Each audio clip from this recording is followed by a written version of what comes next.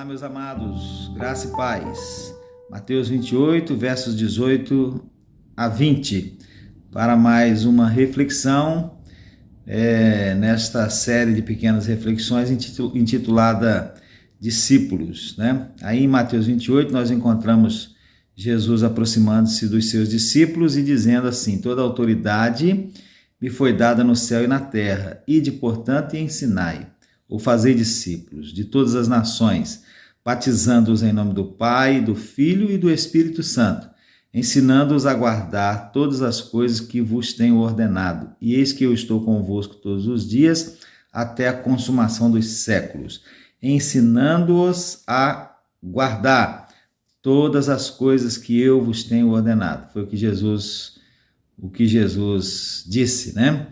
E o que foi que Jesus ensinou e ordenou? Nós, nesta série, que eu não sei quanto tempo vai durar, quantas reflexões serão, nós já vimos 4 coisas que Jesus ensinou e ordenou, e que nós devemos ensinar, né, os discípulos, os recém-feitos discípulos, a guardar. E, obviamente, nós também precisamos aprender, né, a guardar, a cumprir estas coisas. 4 coisas já vimos. Primeiro, que Jesus ordenou, aí mesmo no texto, né, inicial, a fazer discípulos de todas as nações, a batizá-los e ensiná-los a guardar, a observar, a fazer, a cumprir aquilo que ele ordenou.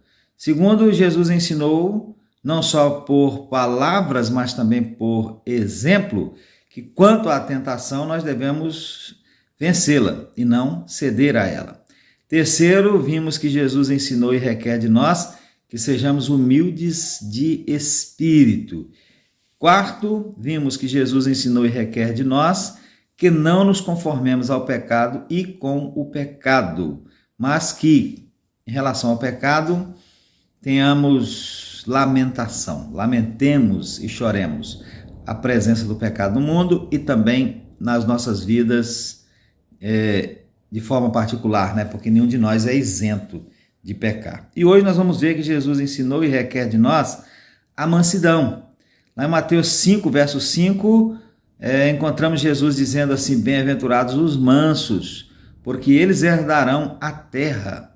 E lá em Gálatas 5, 22, no texto que fala sobre o fruto do Espírito, nós lemos que o fruto do Espírito tem lá algumas virtudes, e uma delas é a mansidão. O fruto do Espírito é mansidão. E o que vem a ser mansidão, meus irmãos? Mansidão nada mais é do que a entrega da nossa vontade a Deus. Mansidão é dizer, como disse o apóstolo Paulo, certa ocasião: não sou mais eu quem vive, mas é Cristo que vive em mim. Então é submissão, entrega da nossa vontade a Deus.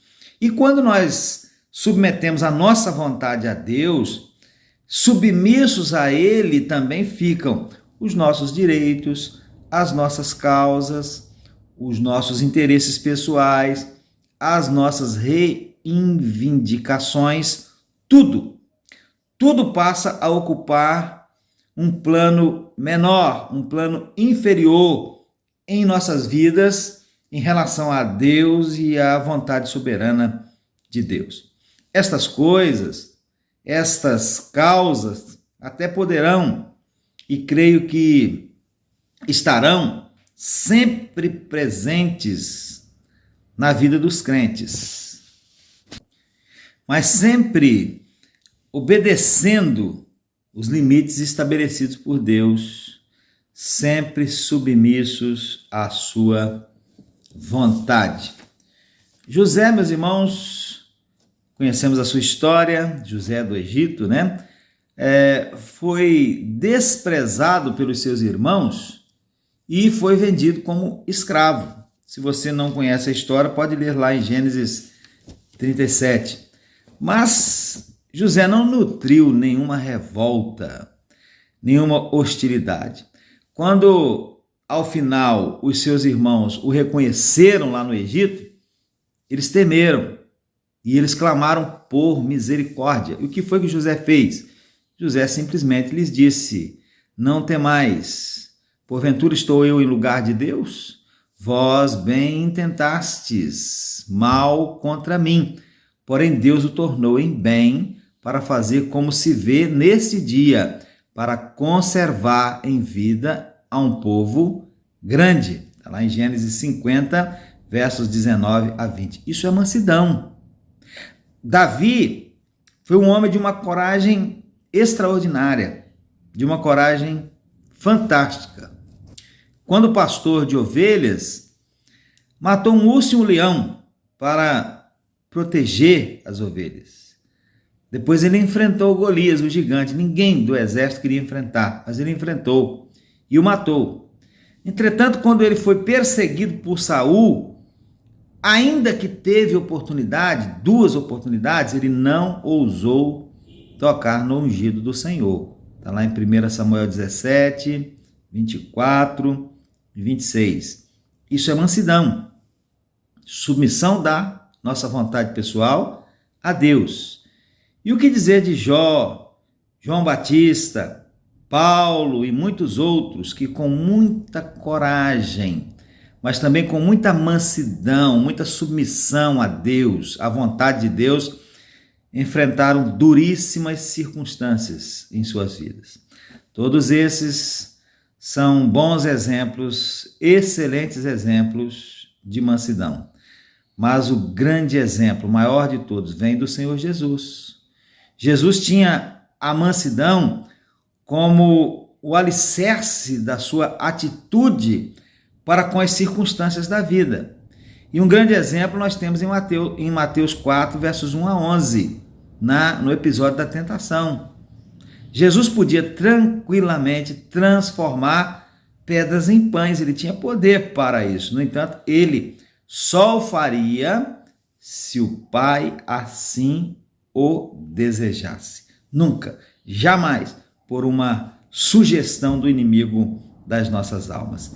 Em João 5, verso 30, Jesus diz: não busco a minha vontade, mas a vontade do Pai que me enviou. O cálice que o Pai lhe deu, ainda que um cálice de extrema amargura, ele o bebeu.